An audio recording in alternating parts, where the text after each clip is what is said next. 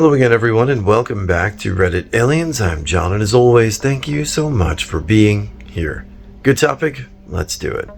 What criminal committed an almost perfect crime, and what was the thing that got them captured? Please remember to like, share, and subscribe. The Dunbar Armored Robbery, the largest cash heist in U.S. history. A six-man inside job to rob an armored cash depot. They set up a house party as an alibi, used the keys to get into the cafeteria and waited in there until all employees came in on break, then ambushed and subdued them without firing a shot or raising an alarm. They then loaded the money bags with over $18 million into a U-Haul, destroyed the CCTV tapes, and returned to the party. Then, they sat on the money for 6 months before hiring a crooked lawyer to set up a real estate money laundering scheme to avoid suspicion. 2 years after the robbery, one of the men paid a real estate broker with a stack of money still wrapped in the original currency strap. The broker immediately reported it to the police. After being arrested, he cracked under interrogation, confessed to the robbery, and ratted out his partners. John George Haigh killed up to 6 people between 1944 and 1949 by either clubbing or shooting his victims, and then disposed of their bodies by dissolving them in concentrated sulfuric acid. He would then fraudulently sell their assets, properties, etc., and pocket the cash. His workshop contained no drainage, so he simply poured the remains on a pile of rubble. His last victim, an elderly victim, disappeared, and 2 days later, he accompanied the victim's friend to the police station, where police discovered his history of fraud. At his workshop, the police found papers concerning his earlier victims in dry cleaning, and jewelry tickets for his last victim. A pathologist examining the human remains found parts of a pelvis, gallstones, and dentures on the rubble. Haigh then claimed he had killed his last victim, destroying the body in acid, and completely misunderstanding the legal term of corpus delicti. Claimed that he could not be charged as there was no body to determine a crime had taken place. The man went to the gallows. Edit. Haigh came from a particularly devout Plymouth Brethren background and frequently had vampiric dreams of being offered blood to drink. In his police interview, he tried to plead insanity in the hope that he would be sent to Broadmoor Asylum Prison. But of course, that fell through. A draft dodger, Haigh spent much of World War II in prison for crimes related to fraud and embezzlement. In jail, he experimented with dissolving dead mice in sulfuric acid, stolen from the prison workshop. People he killed. The McSwan family. The senior McSwan was his employer. He murdered his son, then claimed that he had fled to Scotland to escape being called up for the army. As the war was coming to an end, the McSwans wondered why their son wasn't coming home. So, in luring Mr. McSwan into his basement flat workshop, they bludgeoned him to death, then sat him up in a chair before luring Mrs. McSwan and doing likewise. The Henderson couple. Mr. Henderson, a former Army medic and private doctor. Haigh befriended this couple, who had just moved into the area. At a housewarming party, in which Haigh played piano, he stole Henderson's service revolver, which he used to shoot the Hendersons with some time later. After murdering the Hendersons, he stopped at a cafe and had a brunch of poached eggs on toast and tea before finishing off the job. Mrs. Durand Deacon, a wealthy longtime resident widow who resided in the Onslow Court Hotel in Kensington, London, where Haigh also resided. In all of these murders, he would strip the bodies and possessions of jewels, fur coats, etc., and take life insurance and conveyancing papers with him, which he would cash in on. He also claimed to have drunk a pint of blood from his victims, but that likely was his insanity plea. There's the story of Daniel Rigmaiden. He was a scam artist who defrauded the government out of hundreds of thousands in tax money. He was eventually caught, but was so confident that his methods of avoiding capture were thorough that he thought law enforcement had to have been cheating in some way, abusing power. When caught, he turned whistleblower. This kid was smart. Per the documentary IMDb, he evaded the FBI for months. Once captured, he used his time, then in prison, to investigate. His obsessive search for the truth leads to a groundbreaking discovery.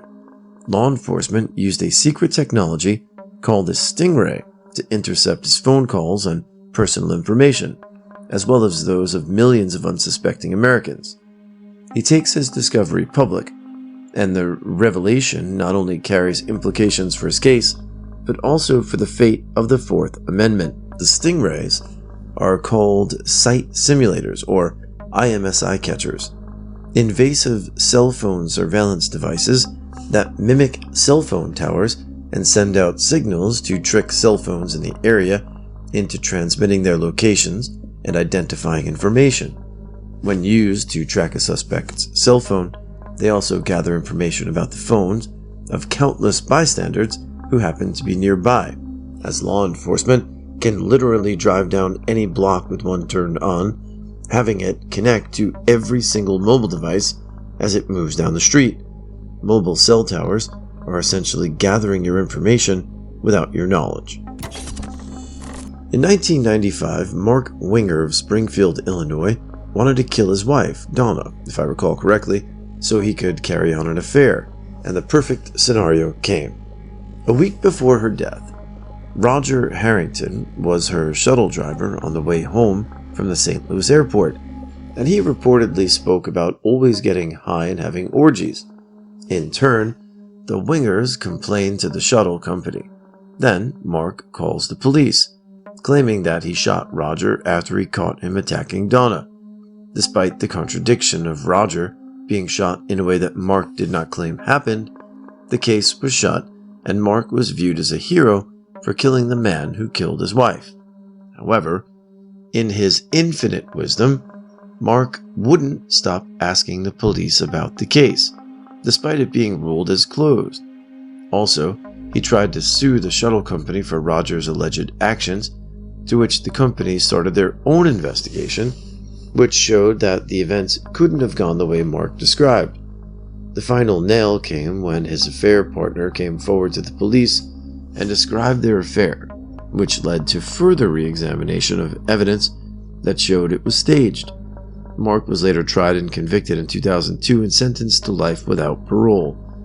In another deep moment from Mark, he was later given an extra 35 years for trying to solicit the murder of his affair partner and his rich friend who refused to bail him out from behind bars.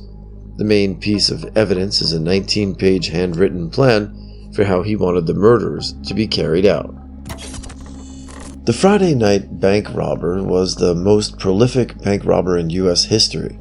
I believe he had a master's degree in something analytical like math, was a martial arts instructor. He figured out there's a time of the year in the Northeast where it would be dark out just before the banks closed. He used motorcycles to drive through the woods to the banks and rode it back through the woods to a U-Haul truck he had waiting, and would put the bike into the truck and drive away calmly. He did this for a long time, kind of like the robbers in the movie Point Break. He would stop for a rest of the year, which the police, really guessing.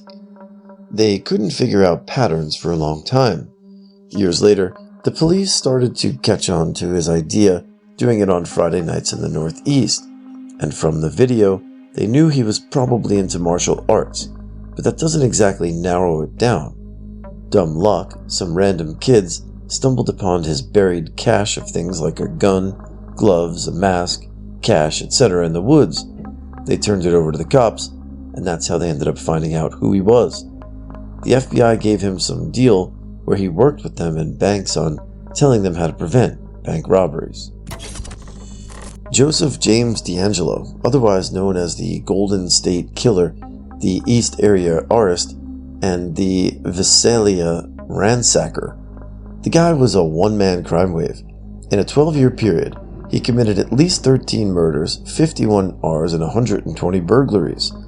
As the East Area Arst, he would often select his targets months in advance, conduct extensive reconnaissance, learn the routines of the occupants, and sometimes break in advance of his attack to plant his weapons and ligatures.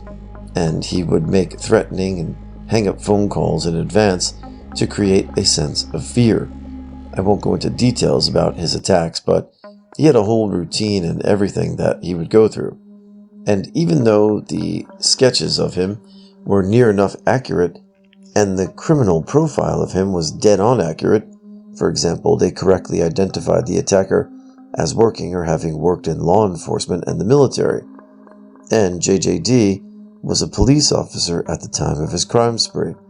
They never even came close to finding him. When he was arrested, it was the first time he had ever come to the attention of the police. He didn't even have any DNA on file for them to match when that became a thing. That was how good he was at staying off the radar. The reason he got caught? Genealogical testing. You know those test kits that people get from services such as 23andMe and Ancestry? Well, the police ran the DNA samples through a database used by those services and identified his relatives. They eventually found someone closely related enough to him that they could identify him. So he hadn't even submitted his DNA for testing. One of his relatives did. The guy must have been so effing shocked when the police showed up at his door. Tracy Frame. She murdered her live-in boyfriend by shooting him in his sleep, wrapping his body up in electric blanket and tarp, and driving a bit out of the way to dump his body in a drain pipe. She couldn't fit him, so she left him on the side of the road, dumped gasoline over him, and set him on fire. He had to be identified with dental records. Police suspected her, but they had no evidence until employees from a janitorial supply company told police and said a woman matching her description came in asking how to get bloodstains out of carpet. They told her to try a specific kind of acid. So she goes to a store to buy the acid, and the cameras see a woman purchasing on the day of the murder. But the quality of the footage was shitty, so it could be Tracy or it could be any random white woman with brown hair in the suburbs. The only way they were able to confirm it was Tracy was because she had used her loyalty rewards card on the purchase of the acid to save like 13 cents. The Unabomber was the target of what is still the most expensive criminal investigation of all time, and they still had absolutely nothing on him. They were looking in the wrong part of the country for a totally different profile of a person, and the few leads they were actually working on were red herrings. He got his manifesto published and used the phrase, "eat your cake and still have it," rather than the more commonly known phrase. His brother David just so happened to read the manifesto and remember how Ted used that phrase. David decides on a lark to go through some of the stuff Ted had left at their mom's house and find an early draft of the manifesto. David, after much soul-searching, decides to report this to the FBI, and they almost throw the lead out before deciding to actually investigate it. Anything at all in that chain doesn't happen. Ted uses a different phrase, David doesn't read the manifesto or doesn't bother investigating Ted's old stuff, or Ted doesn't leave the draft in Mom's house, or David doesn't tell the FBI, or the FBI tosses the lead entirely, and the Unabomber probably stays active to this day. The 1972 break-in of the Democratic National Committee headquarters in Washington, D.C. at the Watergate office building. They'd already done it one time and got away with it. They almost even got away with it the second time because a guard didn't think anything of tampered locks. It was only after the guard noticed the lock tampered with again that he called the cops. Even then, they would have gotten away with it if it wasn't for the spotter who was supposed to watch for the cops, getting distracted by watching TV instead. Even then, they would have gotten away with it if the cop car that attended was a regular cop car with lights and sirens. The spotter would have noticed that much, but it didn't because the cops on duty were drunk at a bar and made an excuse about the car being out of fuel. So the ones who attended were undercover guys in an unmarked car. Even then, there would have been no connection back to Nixon if it wasn't for the burglars taking an address book of incriminating names and phone numbers with them to the Watergate Hotel. Interesting to speculate that if the spotter had done his job and noticed the arrival of the cops, Nixon would have never needed to resign, and the butterfly effect of history changes everything after.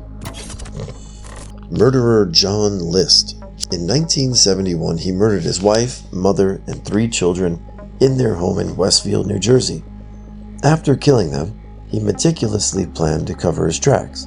He canceled all deliveries, notified the children's school that the family would be visiting a sick relative out of town, and even reached out to friends and family to explain their long absence.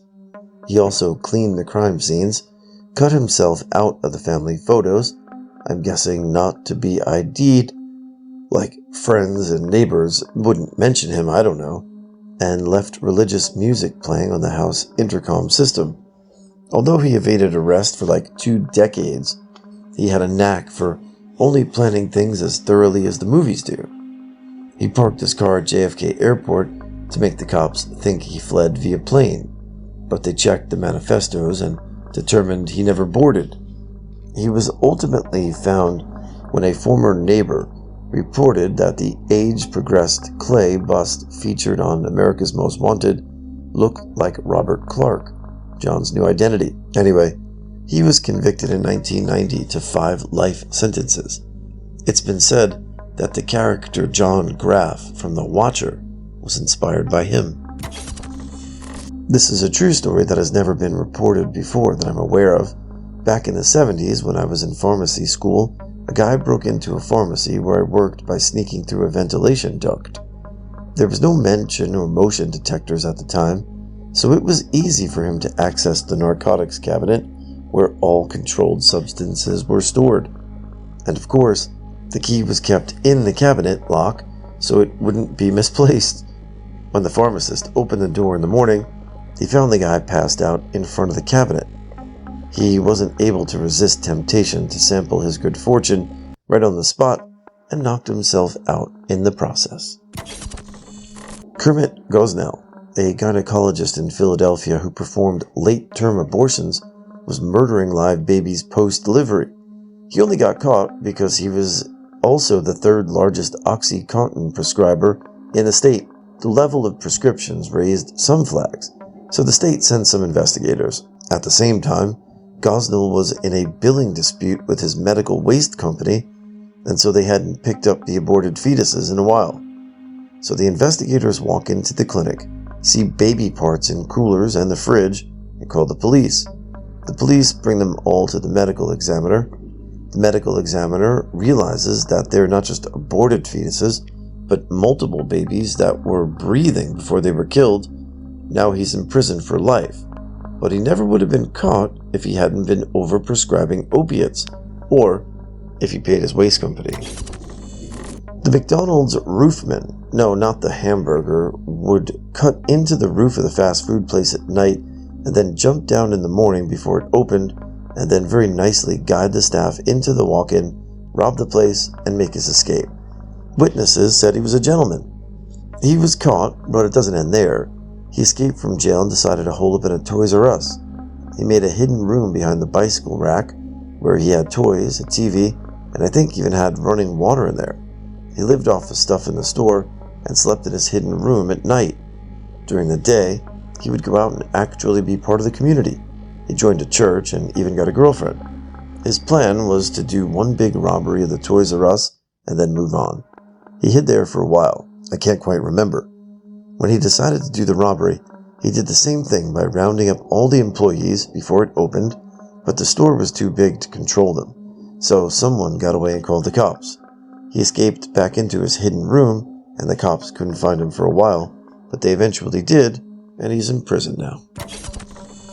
The Lavon Affair, nice. As part of a false flag operation, a group of Egyptian Jews were recruited by Israeli military intelligence to plant bombs inside Egyptian, American, and British-owned civilian targets, cinemas, libraries, and American educational centers. The bombs were timed to detonate several hours after closing time. The attacks were to be blamed on the Muslim Brotherhood, Egyptian communists, unsuspectful malcontents, or local nationalists, with the aim of creating a climate of sufficient violence and instability to induce the British government to retain its occupying troops in Egypt's Suez Canal zone. The operation caused no casualties among the population, but led to the deaths of 4 operatives, 2 cell members who committed suicide after being captured, and 2 operatives who were tried, convicted, and executed by the Egyptian authorities. The homemade bombs, consisting of bags containing acid placed over nitroglycerin, were inserted into books and placed on the shelves of the libraries just before closing time. Several hours later, as the acid ate through the bags, the bombs would explode. They did little damage to the targets and caused no injuries or deaths. Mayor Max Binneth, before the group began the operation, Israeli agent Avri Eled, Avraham Seidenberg, was sent to oversee the operation. Elad assumed the identity of Paul Frank, a former SS officer with Nazi underground connections. Avri Eled allegedly informed the Egyptians, resulting in the Egyptian intelligence agency following a suspect to his target, the Rio Theater, where a fire engine was standing by. Egyptian authorities arrested this suspect, Philip Natanson, when his bomb accidentally ignited prematurely in his pocket. Having searched his apartment, they found incriminating evidence and names of accomplices to the operation. Several suspects were arrested, including Egyptian Jews and undercover Israelis. Ilid and Colonel Dar managed to escape. 2 suspects, Yosef Cameron and Israeli Mayor Max Bereth, committed suicide in prison. When speaking about espionage and subterfuge and false flag attacks, I wonder how many other wars or conflicts were started because of private interests versus a good cause. I don't know. What do you think? Not to get political. I wouldn't say almost perfect crime, but the Golden State Killer was last active 30 years before his arrest and was most likely never have been had he been caught for the 23andMe and Ancestry. Police had his DNA samples from the time analyzed and digitized. Those criminal databases are being compared to DNA data collected by those companies and sometimes give a match. In this case, they got a match close enough to know the killer is some very close relative to the young person that took the test. All that was left was to screen their relatives and cross-reference with what they already knew, looking for a male who was alive, adult in those years, in this area, location, at that time, etc., and arrest the guy.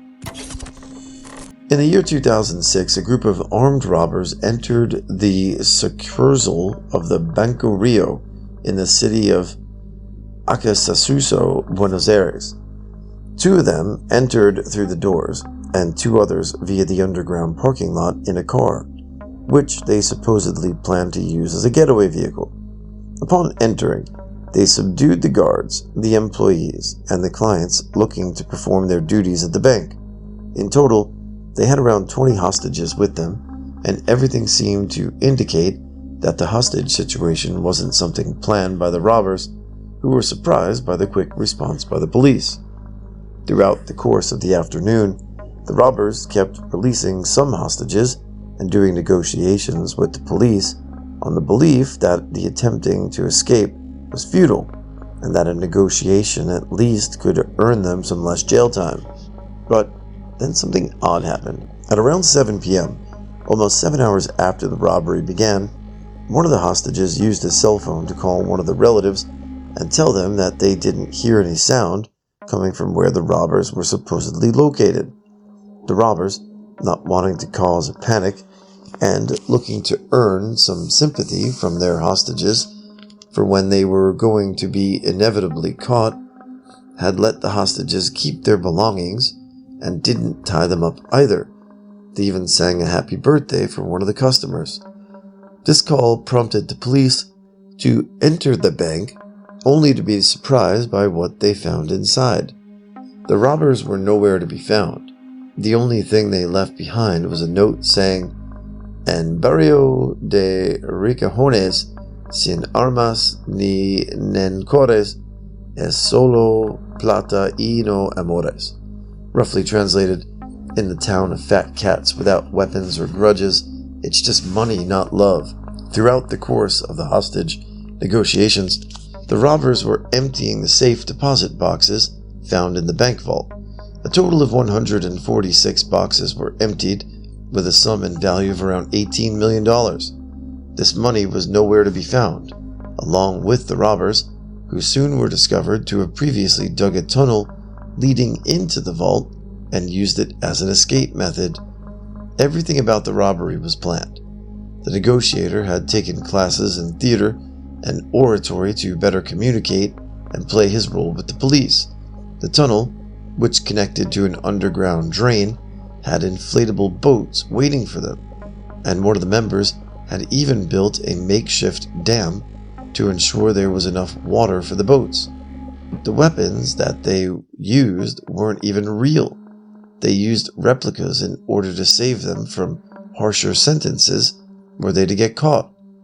Even the town was taken into account. Acasuso forms part of the affluent Partido district of San Isidro, and the robbers apparently speculated that a robbery in such a location wouldn't cause as many problems for the victims while they waited for the bank insurance to pay them back.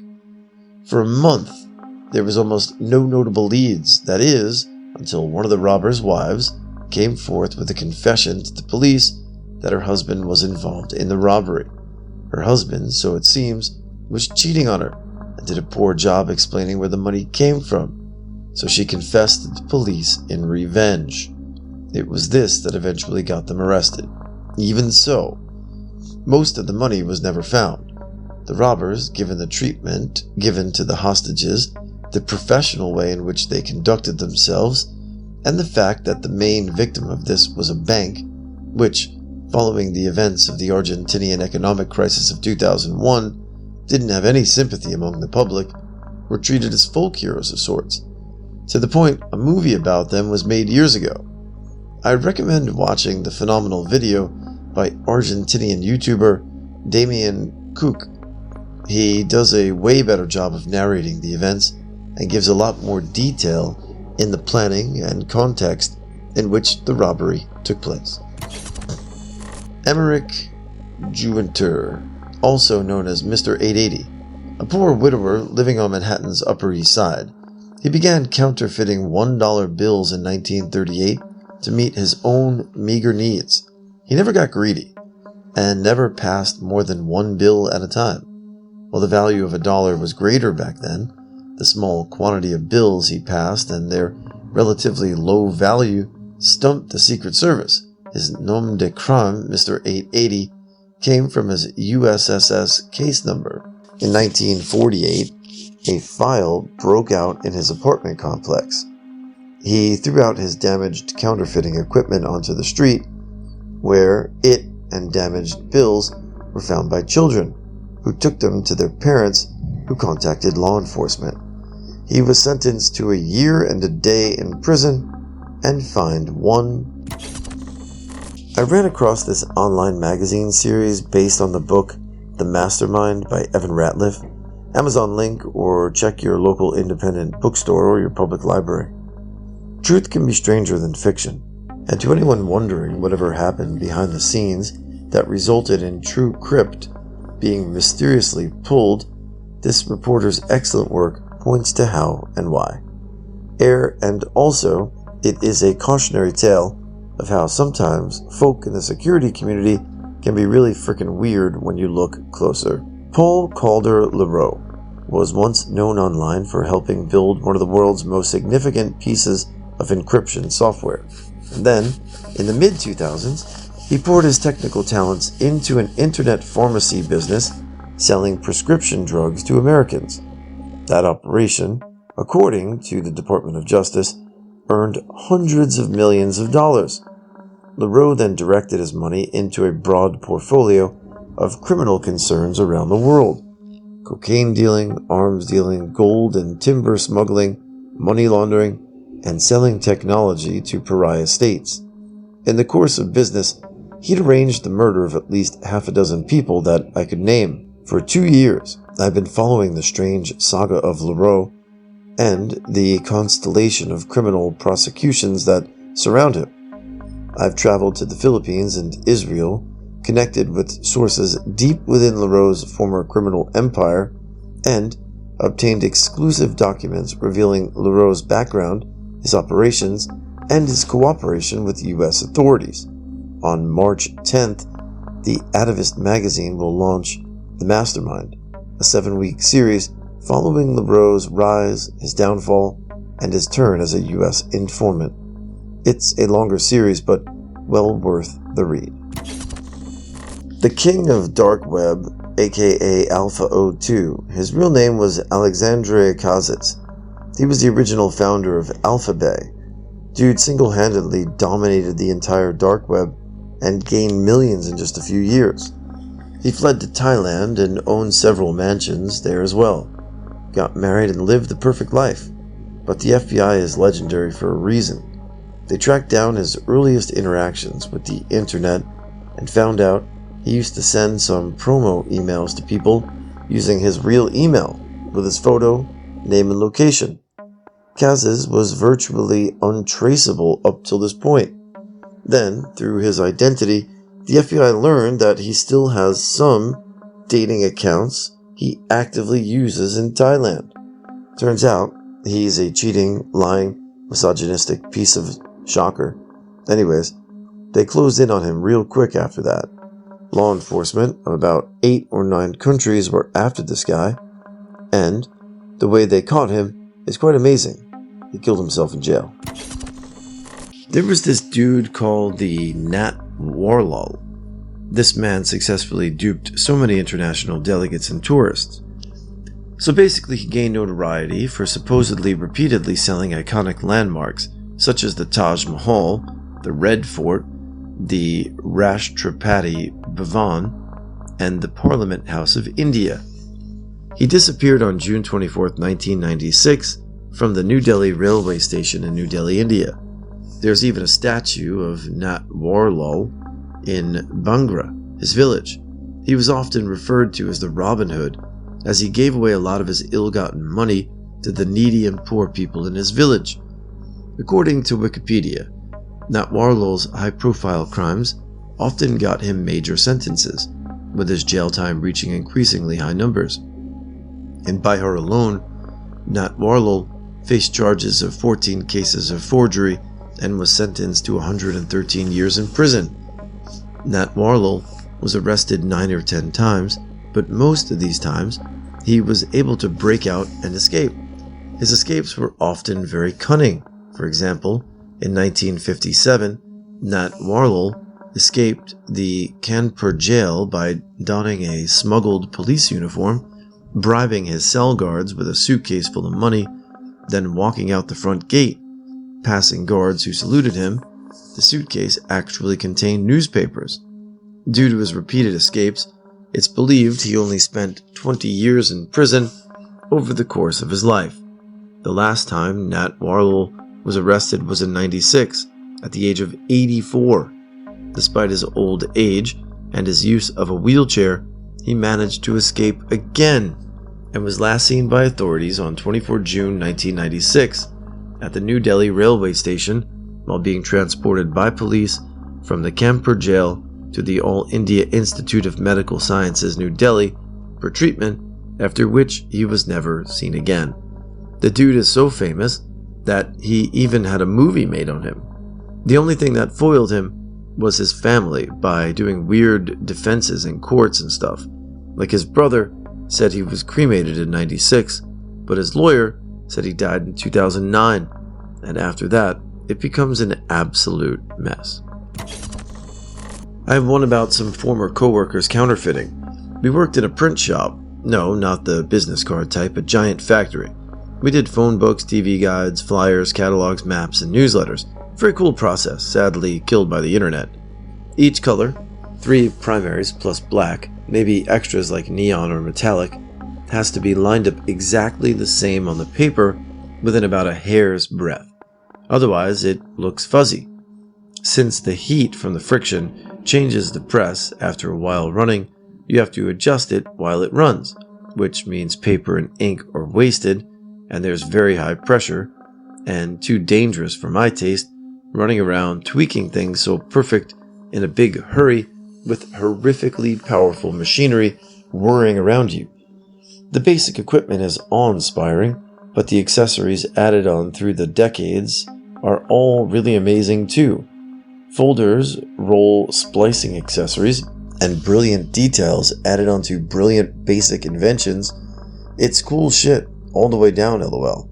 Also, tons of solvent, CO, pinch points, noise, heavy lifting, swing shift, serious heat, and they have a legal exemption from the laws that make workplaces give workers breaks because readjusting the press after stopping it for lunch and coffee would use up insane amounts of time and product.